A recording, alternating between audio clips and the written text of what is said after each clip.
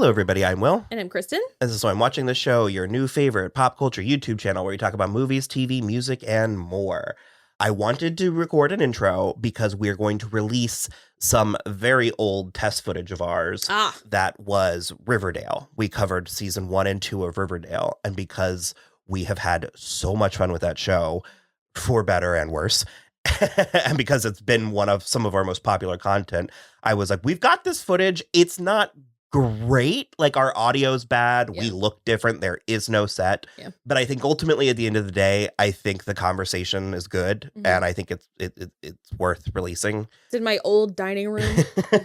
So yeah, we're definitely going to release season 2. And that's what this is. This is just a little intro for our Riverdale season 2 content. So you got to have options. I see. So please do enjoy.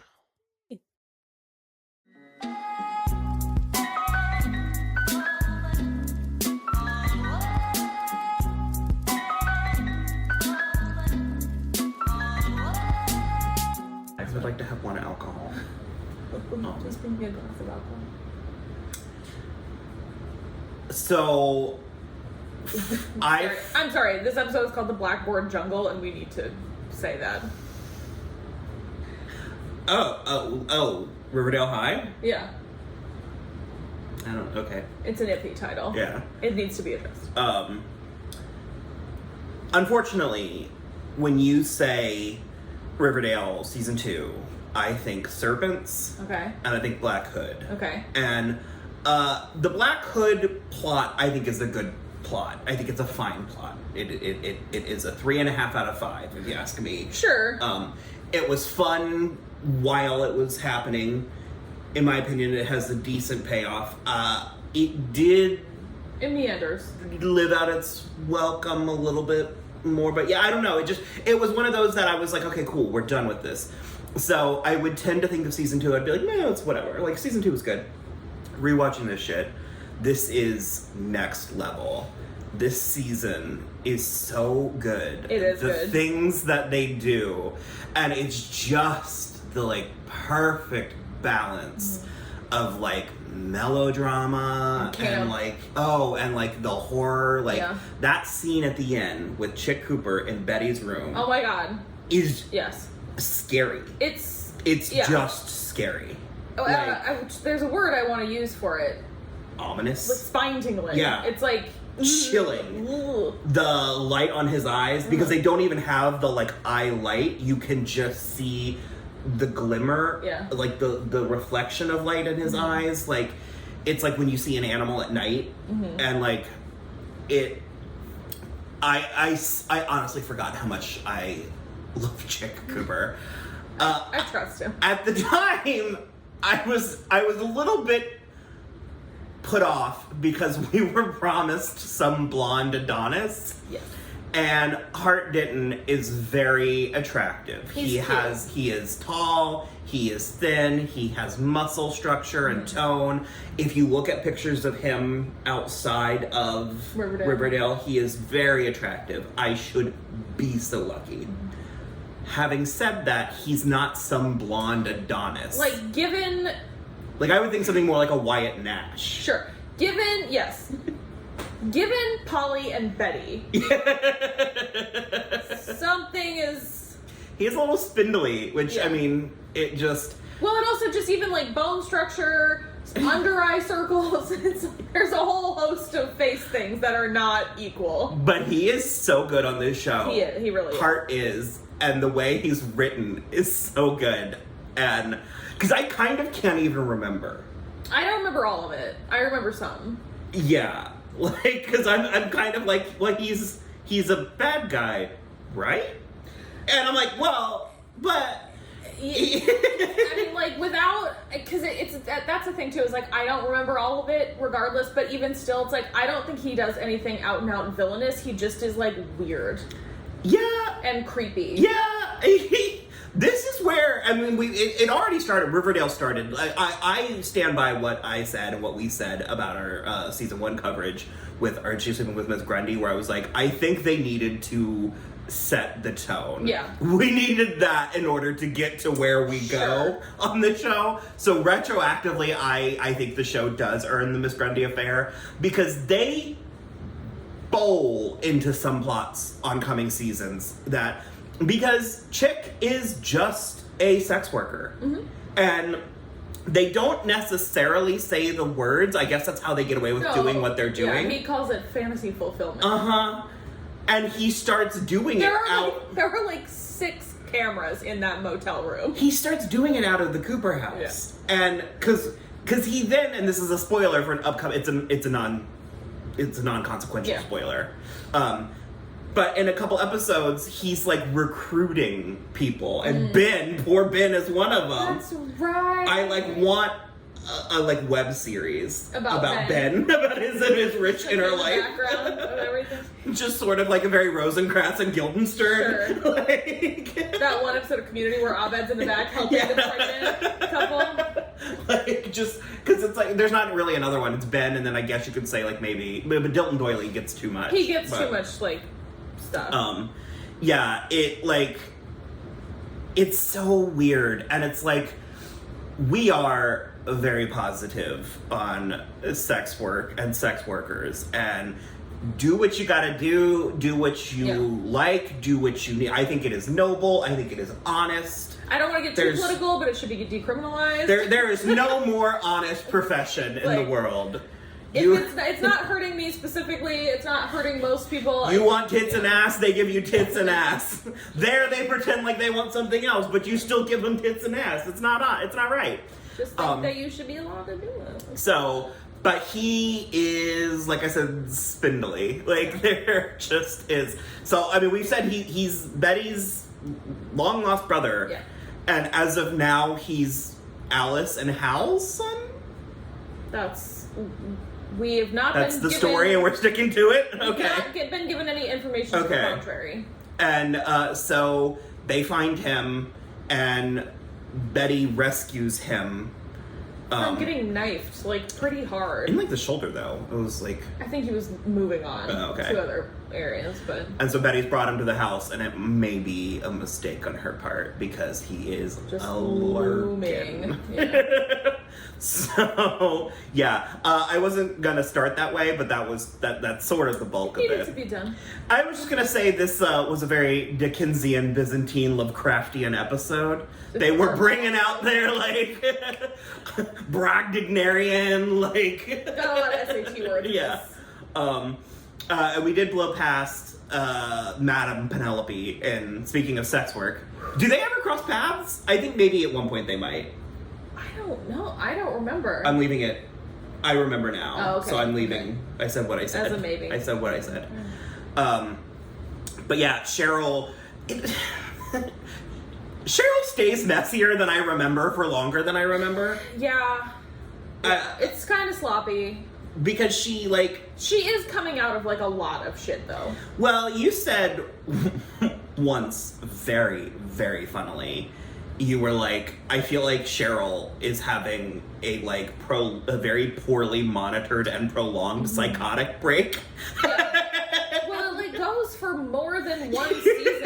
Like, I mean, she doesn't get, like, her head on straight until some of the stuff that's happening with the serpents that we'll get to later, but it's like, yeah, no. It's from the moment Jason died, no one's been watching her, no one's been helping her, and she's... No counseling, no accountability, and so now she's trying to basically raise Nana Rose and herself and watch her mother become a madam. And well, she insists her mother get a job so that they can pay for stuff, because they're broke now. Yeah, and so then Penelope just starts...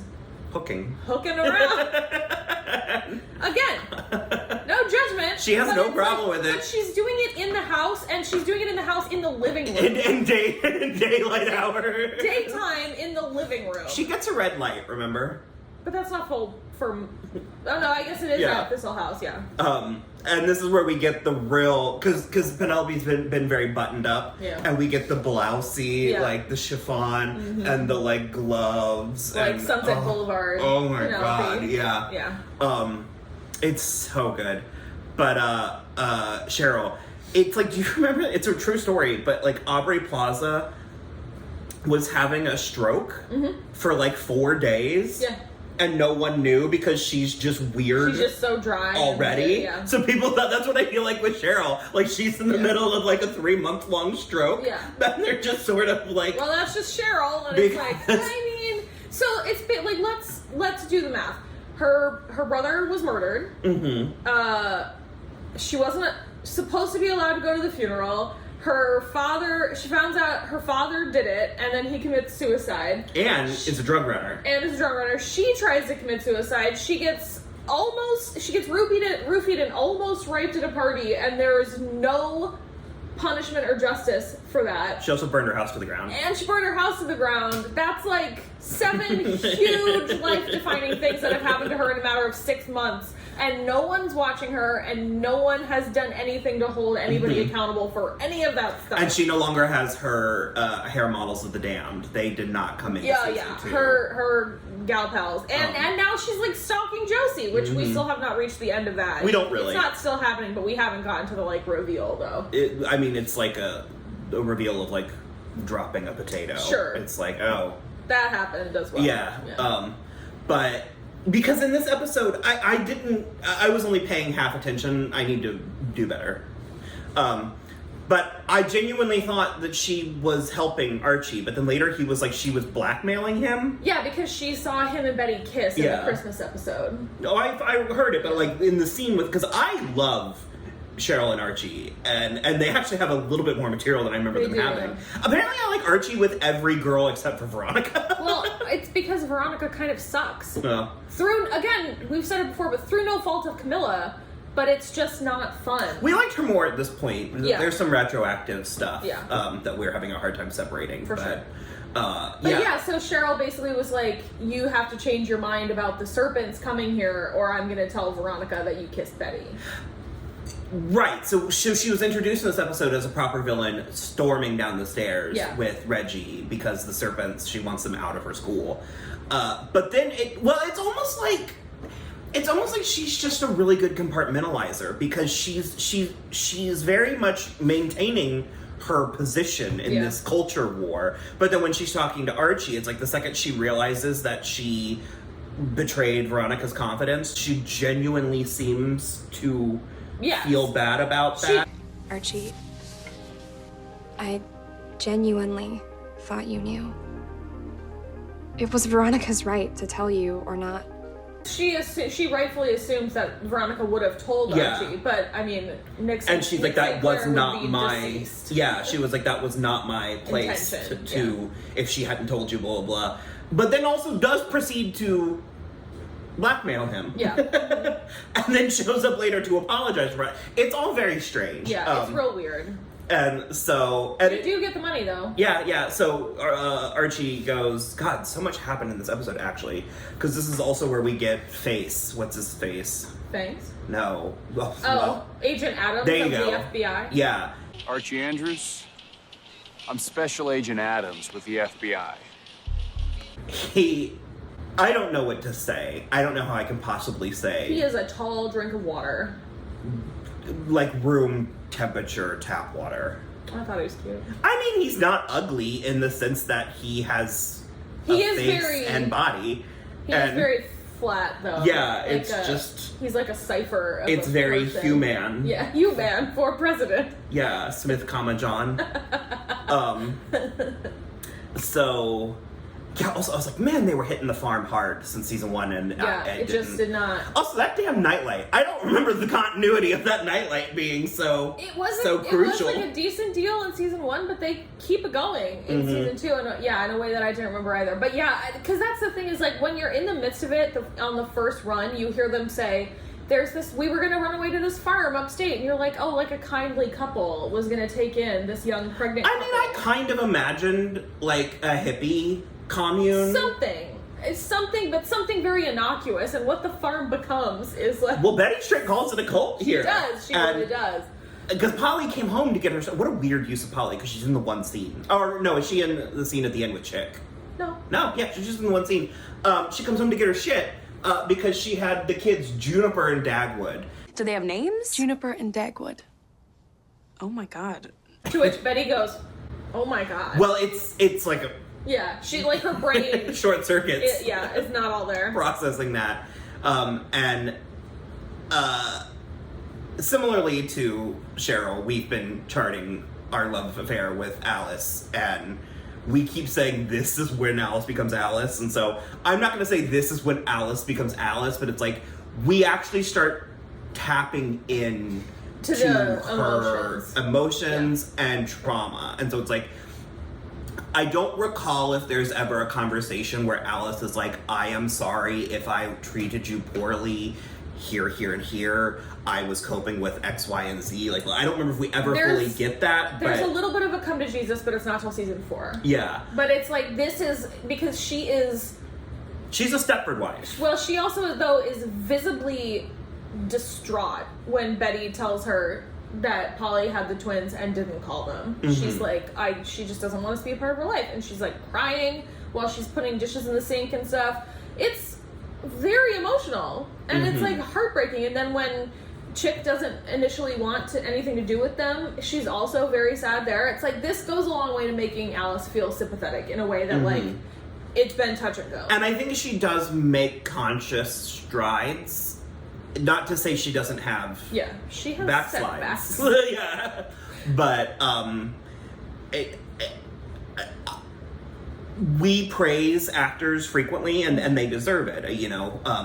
But I do think that Mädchen Amick brings something very particular to Alice Cooper. I could in lesser skilled hands, I could be between indifferent or even furious with that character being on the show. 100%. I would be like, get rid of her. Yeah, She's what is she even doing here? Like, there's no use. And there's just something that is beyond the page that Mädchen, and maybe it's because she's a successful actress. I mean, by no means is she like a big star, but it's like she's one of these working actresses that has had a storied career of Since different the early 90s. And I think she just has kind of consistently produced good work. I think because it's very similar. She was one of the things that I liked the best about Twin Peaks, and she was the ingenue there. Yeah, and Shelley was also a character who I think there was not as much on the page as what she gave to it.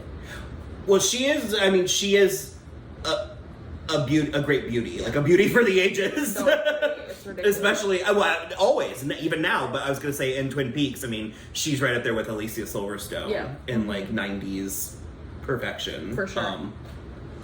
But yeah, she also really wears like a matte mauve lip. Well, but even here, even with Alice, it's like she so really sort of that's our kind of like round of applause there. Very good. So a lot of a lot of these plots are still just in the middle. They're just beginning and still sort of like, this is where we get the weird, like, this is where the jingle jangle starts to fall off the rails, because Mayor McCoy shuts down Southside High because of the drugs in the basement or something, and Jughead's like, it's not like it was meth, it was just jingle jangle. Yeah. And I'm like, so then what is jingle? Like, what is the truth? What is the truth? Because depending on who's talking, it's like... Depending on who's talking and who's doing it. It's anywhere between cigarettes to like... It's anything between literal pixie sticks all the way up to heroin. No, I agree. And so then basically the serpents all come to... Where all the serpents that are named come to Riverdale High. And... this is here, because I believe that I talked about this when we first started doing it. This is where I get totally off the rails with Jughead, because he is now the most committed person. Is this, you knew what I was going to say? Go ahead. He is the most committed. It's more like I've been waiting to get to this. To this motorcycle gang, to the point where he gets suspended rather than take off his serpent jacket, which is the dumbest shit I've ever He goes on this whole thing about how, like, a serpent can't shed its skin, and I was like, tell that to Penny Peabody, who you quite literally shed her skin. Ripped it right off. But it just is like, FP is very rightfully, like, do you think that I like putting on this soda jerk outfit? You have to, like, make your priorities known. And Jughead, as a child who's been in this motorcycle gang all of, like, 16 days, is like, well, the rule is a serpent never sheds its skin. And FP literally is almost like Elrond in that one scene in Lord of the Rings where he was like, Aslan, do not cite the old rules to me. I was there when they were written. And it's just like, ridiculous. It's ridiculous. Aslan is from the Chronicles of Narnia. No, I know. I misspoke. Okay. That's from Narnia? I thought that was Lord of the Rings. Maybe I am merging the two. Yeah, I thought it was regardless. like Hugo Weaving or something. Well, Aslan says do not cite the old rules to me. Elrond has a similar thing. Okay. This is like the nerdiest offshoot. Do not cite the deep magic to me, witch. I know the laws, boy. I was there 3,000 years ago. That's what it feels like to me, because, like, you know, at this point, FP forgot Jughead's name and is only calling him Boy, and he's like, don't you cite the laws to me, and Boy. I'm just like, I don't know what to tell you. Also, I don't know how, because we covered this at least once, but I don't know how I didn't know who Fangs Fogarty was. Yeah, Because he there's is a scene front and center. There's a scene coming up where he has a little bit of plot. It's the musical episode. He's Yeah. in the musical episode. And I was like, who the fuck is this guy? And people were like, Fangs Fogarty, You check your idiot. privilege. Yeah. Like, and I was like, whoa, my bad. And yeah, no, he's there. Him and Kevin have a full meet cute. They do. What's your name? Fogarty. Or you can call me Fangs. Joaquin and I used to hang out. We talked about you all the time. Because, again, spoiler, it's not, if you're watching us and you're like, oh my god. It's also not, like, plot spoiler.